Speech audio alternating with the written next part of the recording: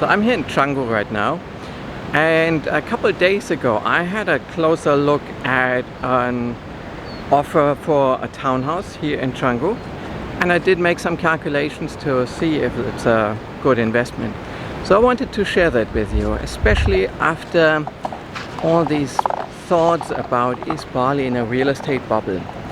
And I've had the impression that it gets harder and harder to find an interesting real estate deal here in Bali.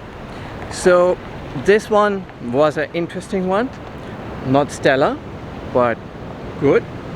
So I wanted to share that particular one and my analysis on it, because it shows that if you keep searching, if you really dig into it, search hard, you can still find interesting options in Bali in early 2024. However, it also shows what is interesting, right? How good does it get these days? If you expect a return of 20% a year, that might not be realistic. So what I found was, or what I looked at, was a townhouse, 1 bedroom, actually very nice, in Brava area in Canggu, close to the beach, 500-600 meters to the beach, so walking distance, which I believe is important. Also walking distance to a lot of restaurants, a lot of bars, cafes. So I would actually say one of the best areas, especially if you want to walk around to some cool bars, nightlife spots, restaurants of course, and hopping on a scooter you can get anywhere. It's close to the shortcut here in Canggu. So location is really good. It's a development of 9 2-bedroom townhouses and 14 1-bedroom townhouses. Now, one downside is it does not have a private pool. The 1-bedroom unit does not have a private pool, but it has access to a shared pool, shared bar, barbecue. However, that will actually be used once it's open. Status is construction is nearly complete, and it should open for operations in just a few more weeks. So that's actually really good. Typically when you buy off plan you have to wait a year or more and that takes a lot of time. You're not earning in that time, but you're paying already. Maybe there are delays, so you have a lot of risk involved, and that's pretty much already out of the picture. It is slightly more expensive than off-plan, in theory, I would expect. But, and that's another thing I appreciate on this one, they did not increase the price over time. They're offering for the same price as off-plan when they started construction. And they have a few, very few units left that are now up for sale, or still up for sale, and you can get that in just a month or so. You can start earning money on that. Now, another interesting factor about this one is it is managed as a pool. So what does that mean? You have a bunch of identical units, in this case let's say 14 1-bedroom units, and if you own one of them you put it in that pool. They manage the whole rental and maintenance and everything. And let's say of these 14 units in one given night, 2 of them are rented out. It doesn't matter whether yours is actually rented out or not. You get 2 divided by 14, so it's 1/7 of the overall revenue of that pool for that night. So that means it's you don't really know or have to look, is my unit booked in a certain night? It doesn't matter. You get a share of the rental view, the rental pool revenue. And that has its pros and cons. It also means there's no point in improving your unit. You're not competing with the others. but you're all in the same boat. And management of the maintenance and the whole maintenance expenses is also centrally done, because let's say one unit is rented out a lot more, there will be more maintenance required, so that all must be taken out of the common revenue. Otherwise the guy who has the unit where never is anyone inside, he still gets a share of the revenue, but he does not have any maintenance expenses, would have a lot more benefit. So everything in terms of operations, revenue, expenses, everything is shared. So it's a bit more like owning a share in a company that owns all of these units. Now that's one way to look at it, but of course you can go in there yourself. So if you want to spend a week there, vacation yourself, it is taken out of that pool for this time, and you pay for the expenses like electricity, but you're not participating in the revenue share, of course, during these days. So that's how pool management works, and it's really a bit of a matter of taste. If you want a hands-off investment, it's just your thing. So you don't have to think about what is broken or should you improve, I don't know, a better coffee machine or whatever it is. No point, right? So hands-off, you just pay once for the unit, and then on a monthly basis you get your share of the profit. Now on the other hand, if you want to be involved, then it's not your thing, because you cannot reasonably be involved. And the other aspect, of course, is you're stuck with one operator. You can't really change that. If they have, it's like a hotel. Imagine one hotel and every room would be managed by a different company.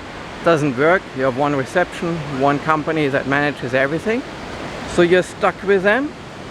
However, they can really use economies of scale, and the management cost per unit would be significantly lower than on a normal unit. So while normally you assume roughly 20% of the revenue for management expenses, that means booking management, staff hiring, making sure everything is working, maintenance management, and another roughly 20% for the doing of stuff. So the gardener, the pool cleaning, the electricity, the laundry, all that. That would by default be 20%, and management another 20%. So together 40%. So in this case, for the management, they estimate only, or they calculate 10% only. So that's a lot more efficient, and that makes a big difference when you look at the profit, and is really a big plus for the pool management if you're just looking for a good investment. So these are the numbers now on the operation side. Now what does that mean in terms of numbers for what you can expect? So the townhouse, they charge $225,000 now, and there is another 28 years left on the leasehold. That means you have to calculate a depreciation of around $8,000 per year, just depreciation of your leasehold property. Does not yet include maintenance, which would then typically be part of the operational expenses. So in terms of revenue forecast, I never trust these guys, the salespeople, with their revenue forecast. It's always too optimistic. They typically forget some expenses, assume way too high occupancy rates, and think the best daily rates are what you can get in average. That's not really realistic. So I discarded the forecast they gave me and did my own analysis. And there's actually just 100 meters away from the same operator, a very similar development. Also a lot of townhouses, but larger units. Mostly 2-bedroom, and they have a pool. And I look at the prices there and take that as a benchmark. What can I get? So the other one had an average occupancy rate of around 75%, and the daily rates, I believe, around 180, 200 in that range. I don't have precise numbers on an annual average on the revenue from there. But there are two main differences. One is it's a 2-bedroom and I'm looking at a 1-bedroom. So I would always assume slightly less revenue for a 1-bedroom than for a 2-bedroom, but not that much. If you're traveling as a couple and you only need 1 bedroom, you're not really willing to pay much more for a 2nd bedroom. You might be willing to pay a few dollars more, but not much. The other thing is the pool. The other one has a pool. This offer has none, and this is slightly different. If you're planning your vacation and you have one option with a pool and one without pool, I would be willing to pay quite a bit more for a private pool than not a private pool. Let's say 20% or so altogether. So assume 20-25% less average daily rate for the 1-bedroom without private pool than for the similar 2-bedroom with private pool 100 meters down the road, which is on the market for 1 year, and we got some numbers on how that is actually performing on the market. So that leaves me with an average daily rate of in the range of 140, 150 US dollar, which is not bad actually, especially if you calculate after tax and after the booking platform fees like Airbnb and Booking. So not bad. So I calculate 140 US dollar average daily rate over the entire year and 70%. And from that I have to pay also the depreciation. So these 8,000 a year, and then I'm at roughly 30,000, 2,500 a month. And in total I end up with a estimated profit, so that's not cash flow but profit, of around 8%. So there's a bit of a range based on these assumptions, 140, 150 ADR. It will end up in a conservative but realistic estimate around 8% annually profit. That means after depreciation but before tax. So that is, I'd say, not bad, but not a gold mine either. So that is already somewhat hard to get these days in Bali, but it's not bad. You can't get that in a savings account with bonds or pretty much anything else on such a consistent basis. So getting that is not necessarily a bad investment. Now in general I'd say 225,000 US dollar is a bit high for a 1-bedroom townhouse in Canggu. More realistic would maybe 10% less. That would be better, but it still works. The numbers work, and it's a great location, and it's also a nice design on the inside.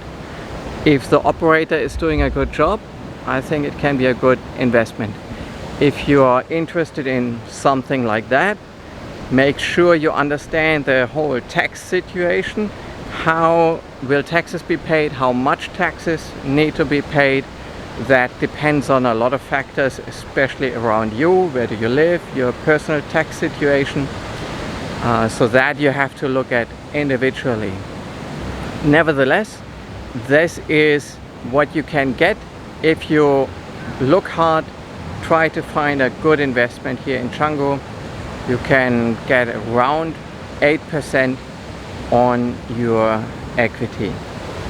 Whether that's good or not, I leave that up to you. So yeah, follow for more investment analysis like this one in the real estate business across Southeast Asia, and do let me know what you think. Would you buy that? What do you think about the pool management? Is that something for you, or do you prefer doing it yourself?